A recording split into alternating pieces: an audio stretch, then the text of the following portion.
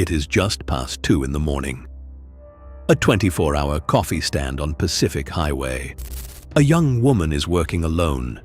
Behind the drive-through window, she is dressed in lingerie. In front of it, a man has just ordered a strawberry smoothie.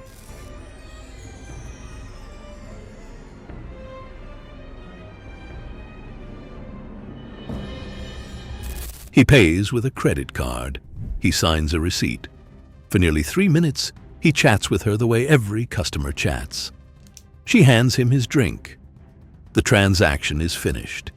Everything about this exchange looks like every other shift she has ever worked. And then it doesn't.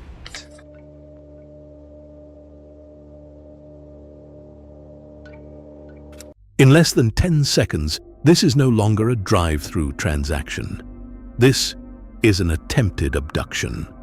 What officers will not know yet, not for another week, is that the man behind the wheel did not live anywhere near this stand. He drove almost an hour through the night to get here. And what investigators will eventually pull from his phone will make that drive feel less like a drunk mistake and more like a decision.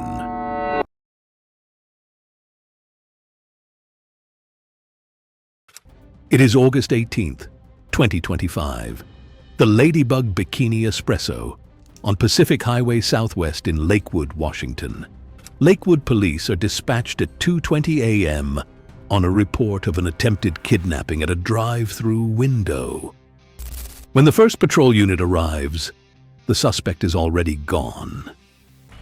The barista is inside the stand, alone. The window sealed shut. Her arm is still shaking. The clipboard. He won't hand me the clipboard, so I reach out a little far to grab it, and he grabs his arm and tries to pull me out of the window. She tells the officer what happened in the order it happened. The drink, the receipt, the clipboard, and then the arm. He tried to pull me out of the window, and I grabbed this. He held on and started screaming, and then I ripped my entire up, and I shut the window and called the cops. Yes, he grabbed me by this arm and... She held on. That is the line officers come back to.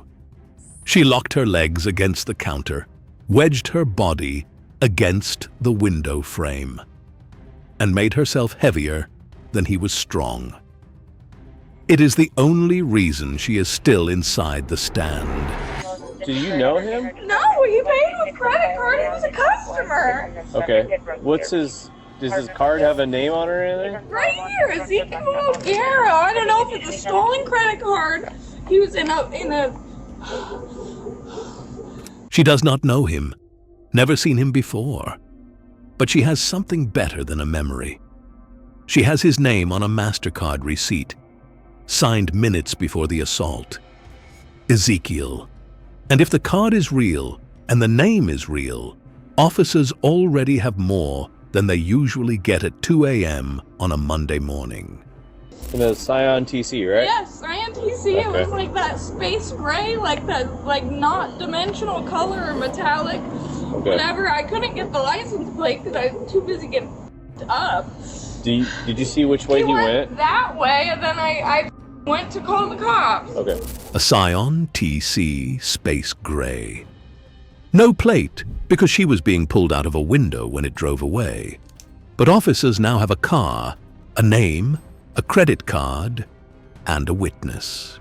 So I know you described him to the dispatcher on the phone, but what did he look like? He was like a barely Hispanic, super white guy with a blue bandana on his head and a blue, like, Dodgers, bright blue Dodgers jersey. I was joking. I was like, what, your favorite color's blue? Like, and, like, patterned fake Louis Vuitton jeans. Like, blue jeans with the fake designer shit all over them.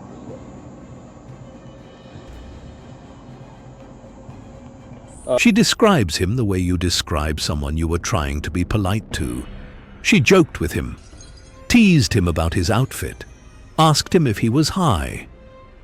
She thought he might be, She assumed that was the worst of it. Anything else in the conversation that was No, I noteworthy? said probably when I was going, I was like, "Are you f***ed up right now?" Because bro was fucking acting stupid. He says, "Yeah, kind of," and then bro tries to pull me out of the f***ing window. Okay. That is the moment the barista noticed before the attack. His strangeness, his detachment, her instinct that something was off. She said it to his face. She gave him a chance to laugh it off. He said yes, and then he pulled. All right. I see red marks on your wrist there. All of my arm. Okay. All of my arm. In my f***ing armpit. Jesus. Bro f***ing tried to pull me out of the f***ing window. All right. Let me get my camera. We'll get pictures of your red marks and stuff, and we'll keep looking for them here. Okay. The officer sees the marks before she raises her sleeve. Her wrist is red. Her bicep is red. She pulls her shirt back, and the red runs up into her shoulder, where her skin slammed against the window frame while she was being dragged. She is standing. She is talking. She is lucid. But her body is already starting to bruise. When are these retards gonna figure out the center of gravity? Holy f***. Are they f***ing stupid? Hey, do And you have pay with access? a f***ing credit card and not even cash? No, my boss probably does not give a single f***, honestly. I can ask. Yeah. I knew it happened at 2:20. Yeah. And all my cameras are working right now, and they were working, so I don't know. I can f***ing ask. Okay. So I got f***ing almost snatched out the window. Her dark humor is doing the work her body hasn't finished processing yet. She makes a joke about the stupidity of it. That a man driving a two-door coupe thought he could out-leverage a woman braced against a steel counter. She follows that joke with a sentence that is not a joke. I got almost snatched out the window. Officers log it. They photograph the marks. They tell her they will be back if they find him. The next morning, detectives are going to pull the MasterCard record and find out exactly who signed the receipt. A credit card trace does not take long. Inside of a week, Lakewood detectives have the name, the address, the vehicle registration, the driver's license photograph, and the social media account. They match all of it to a 19-year-old forklift operator at a Seattle bakery. He has no prior record. He is not known to police. He does not live in Lakewood. He lives nearly 45 minutes north, in Kent, Washington, which means the drive he took to this specific bikini stand in the middle of the night was not random. It was deliberate. He drove past dozens of other 24-hour businesses to get here. And by the time officers pick him up on Monday afternoon, he has had 7 full days to think about what he's going to say. Sure. I'm gonna have you sit right there. Investigators identify the man on the receipt as 19-year-old Ezekiel Guerrero. Kent resident, forklift driver, no priors. And when they bring him into the interview room on the afternoon of Monday, August 25th, the first thing they do is read him his rights. Are you from California? I am not. I'm not. You're from up here? From Eastern Washington, Yakima. Oh, that's right. You're from the Sunnyside area, right? Yeah, I was born in Yakima. Granger, Sunnyside, all that area. Yeah. You're 19 years old? Yeah. All right. I do want to talk to you about this. Yeah. And look, here's the thing, man. I'm not here to make you look. I want to give you an opportunity to explain what happened. No, of course. We're just going to go about our way, okay? But before that, obviously you're in custody. I have to read you your constitutional rights, okay? Okay. So do you voluntarily wish to answer questions now? Oh, thank you. You're welcome. He waives his right to an attorney. He agrees to answer questions. And then he starts constructing the defense he has been rehearsing for a week. I'm gonna just be forward, I could ask for an attorney, but I figured, you guys seen. If I'm being honest, the only thing I was messed up that night. I was drinking. I was CrossFit. I was all of it. I remember I had something. I had lost 1,000 that night. I remember being angry and I was drinking, and I had my ex, we're just over it, so I was like in a sad moment. I remember I was just super drunk. I don't remember too much of everything. I remember I was drinking, and I had ended up there, and all I remember is she asked me a question, and then I had reached in, and then and I remember opening my eyes, and then the moment she had like said help, I let go, and I just stopped, let her go, put the thing, and that's it. Like I'm being completely honest. I was super drunk that night. I was. It is a practiced story. Drunk, high, heartbroken. $1,000 lost from his wallet earlier in the evening. A girlfriend who had left him. A night that got away from him. He says he does not remember most of it. He says the moment she screamed for help, something snapped back into place in his head, and he let go. He says it was a mistake. He says that is not who he is. He says, I promise. Had you ever been there before? Maybe one time before, like a while back. Not like regular or anything like that. Do you remember what you ordered? I always get a strawberry smoothie. I never get anything else. I always get a strawberry smoothie, and I know because the next morning I seen the strawberry smoothie in my car. What made you so angry? He says he is not a regular. He says he had only been there once before. But he remembers exactly what he orders every time. He remembers because the next morning he woke up and saw the strawberry smoothie still sitting in his car, and he already knew what he had done. The 1,000. So you lost 1,000. I lost 1,000. I was very sad. I was upset. My ex, we were going through things, and I felt alone. I know I was just drinking, and I was smoking, and I had like flashes, and I remember being there. I remember going there, and then I remember like at a moment of time, she had asked me a question, something about like being messed up or something like that. I'd say yeah, and then How'd you lose 1,000? Gambling? No, not gambling. I had 1,000 on me, and I was drunk, and I remember dropping my wallet. I lost my key fob too to my work, and so I had to get that replaced. I lost some receipts in my wallet that night too. No, it was just a bad night for me. I'm sorry. Detectives let him talk. He keeps returning to the same three phrases. I was drunk. I was smoking. I wasn't in the right state of mind. It is the architecture of every first-time suspect's explanation. It is not a lie, but it is also not the answer to the question they are actually asking. So you were drunk and stoned? Yeah. It was just a bad night. Were you angry at the barista? No.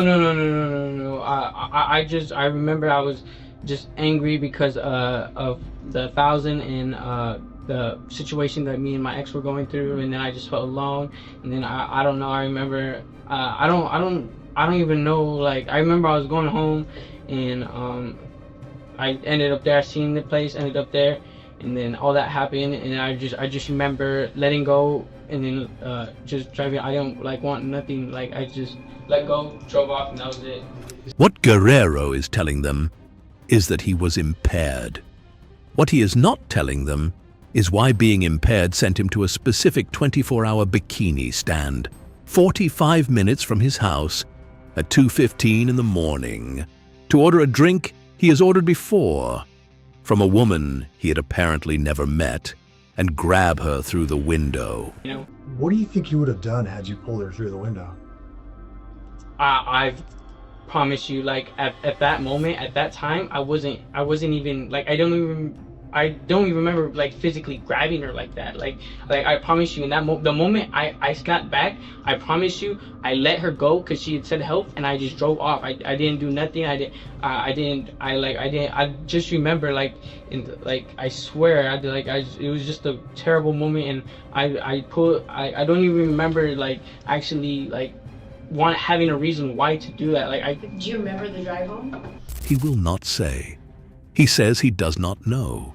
He says he does not remember wanting a reason. And that is the first genuine tell in the interview. Because if he had a benign explanation for the grab, he would be giving it. He is not.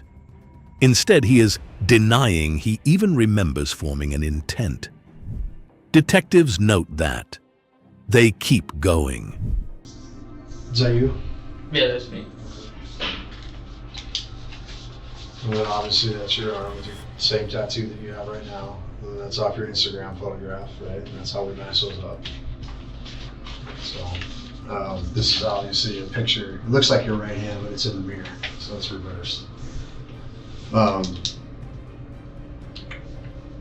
Where were you at? Like where were you drinking at or hanging out? I was honestly just drinking. I was at my house. I was drinking at my house, and I was drinking in my car. I was in the right state of mind. I was depressed, honestly. Like, I felt sad, in a sad state of mind, and I was just kind of. How'd you pick that stand? Because that stand's nowhere near you. It's kind of off the beaten path for you. That's just the only one that I know that's always open at that time. There's no other one, so that's why I knew. Like, I don't go out to that area. I just had went. I was drinking. I was in the right state of mind. Like, it was just an idea. I thought it was good, This is the moment in the interview where the tone shifts. Up to this point, Guerrero has been offering the same loop. Drunk, sad, sorry. Now, the lead detective begins laying out what the surveillance footage actually shows, beat by beat, forcing Guerrero to confirm or deny. He's about to be asked to reconcile his memory of the incident with the specific choreographed sequence that the camera captured. And he is about to realize the detective has already seen the footage frame by frame. What was that final second? Because I'll tell you what happened. Yeah. She handed you the drink, you took the drink and threw it on the ground. Yeah. So it's like when she handed you the drink, it almost was as if in your mind you said, okay, this is the end of the conversation. The contact is over, and you just, like that. You threw it, you grabbed her. You tried to pull her, you lost your grip, you went to reach up high on her arm, and she was able to kind of break free because she locked her knees against the counter. But you got to take me to that point of what made you jump from 0 to 100 so quickly. That question is the first real confrontation of the interview. 0 to 100. Because that is what the footage shows. Not a slow escalation. Not a flash of anger after an argument. A calm transaction. A handed drink. A thrown cup. A grab. An immediate second grab. Higher up on the arm to get better leverage. The detective is telling him, without saying it, that the footage looks premeditated. How often do you go to bikini? Never. Never. That was literally just a drunk idea. I hardly go to. What Guerrero tells detectives is that he doesn't frequent these stands. What the detective is beginning to reveal is that Guerrero drove across 2 cities to visit this one. This wasn't a drunk swing by the nearest place. This was a destination choice. There is a difference between a drunk idea and a drunk plan. Detectives are pressing him to say which one it was. Dairy Queen and get the smoothie. I'm gonna go see a girl that's not wearing. Yeah. I mean, Like, what is in your mind when you make the decision to drive to Lakewood? No. I get that. Like I said, I don't know. I wasn't in the right state of mind. I wasn't thinking. Like, it just came to mind. I thought it was a good idea. I figured, oh, you know what? Like, F it. I'm drunk. Single. But I guess my question is, like, did you think maybe you could get a date? Like, or you just want to go see a pretty girl? Or do you think that maybe? Honestly, I don't. I just see, like, I just see the pretty girl. Yeah, but like I don't. Not like a date or anything like that. Were you angry? Were you angry at women or in general because of what you were going through? He says it out loud. He drove to Lakewood at 2 in the morning, drunk and heartbroken, to see a pretty girl. He says he wasn't looking for a date. He says he wasn't angry at women. He says it was just something to do. He makes it sound passive. The detective does not let it stay passive. At 2:30 in the morning, obviously the way they're dressed, how they're working, where they're at, they're exposed to, all types of people that come through there. And so when we see that, we have to think the worst. We have to think, were you going to kidnap her? Were you going to kill her? Were you going to sexually assault her? Yeah. Has this happened somewhere else? Do we have a pattern? So we had to take it pretty serious. Yeah, no, it makes sense. It makes sense. So that's kind of why we came so hard at you. The detective names every possibility out loud, to his face, for the record. Kidnapping, murder, sexual assault, pattern. Those are not rhetorical questions. Those are the charges the prosecutor will be reviewing when the file lands on their desk. The detective is telling Guerrero, in plain language, how this is going to look on paper. And then he says the sentence that defines the case. I would caution you right now, the way they look at this is an attempted kidnap, because it's really not anything else. Yeah. So, I don't know how it's going to play out. It's not up to us once you leave this room. We just submit what we've done. It is not anything else. That is the phrase the detective chooses. A man drove 45 minutes in the middle of the night, ordered a smoothie he did not want, threw it on the ground, and grabbed a woman through a drive-through window with enough force to bruise her shoulder. There is no other explanation for that sequence. There is attempted kidnapping. And there is whatever Guerrero wants to tell himself happened. Ezekiel Guerrero was charged with attempted kidnapping in the first degree, a Class A felony in Washington state, punishable by up to life in prison. He was booked into the Pierce County Jail, and within hours, he was released on his own recognizance, pending trial. No bail, no ankle monitor, no house arrest. The judge ordered him to have no contact with the victim or with any Ladybug Bikini Espresso location. As of the latest public reporting, no verdict, plea, agreement, or sentencing has been reached. The case remains open. The victim, whose name has never been released, gave a statement to local news after the arraignment. She said she was upset that because he was young and it was a first offense, he was allowed to walk out of jail the same day he was booked. She said if a 19-year-old is willing to do this sober, drunk, or anywhere in between, she does not believe the next woman he tries it on will be as lucky as she was. She braced her legs against a counter. She got the window shut. She stayed inside the stand. Somewhere in Washington state tonight, Ezekiel Guerrero is free, awaiting a court date. And the woman he tried to pull through that window is still waiting to find out what the system is going to do about it.